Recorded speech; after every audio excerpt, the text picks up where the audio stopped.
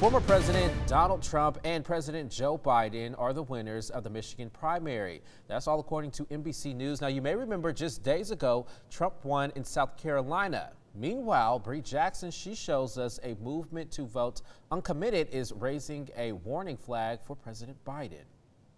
If we win Michigan, we win the whole ball game. Former President Donald Trump picking up another primary victory, easily winning Michigan over his former UN ambassador Nikki Haley, and looking ahead to the general election while calling into a Michigan watch party. I can tell you this, November 5th cannot come fast enough. Haley has her sights set on Super Tuesday, when more than a dozen states and one territory weighs in. Let's just keep going and running through the tape as much as we can. Michigan was also viewed as a test of President Biden's vulnerability.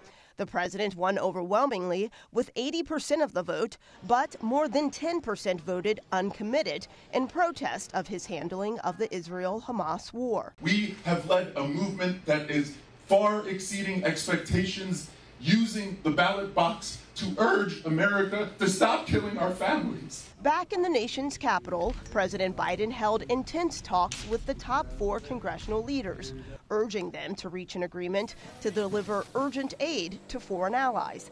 Republicans demand tougher policies at the southern border.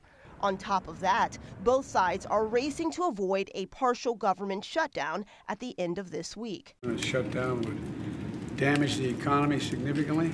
We believe that we can get to agreement on these issues and prevent a government shutdown, and that's our first responsibility. If lawmakers fail to act, after March 1st, about a third of the federal government would shut down, including the FDA, Transportation, and Veterans Affairs. And if Congress does not reach an agreement, a full government shutdown could take place at the end of next week.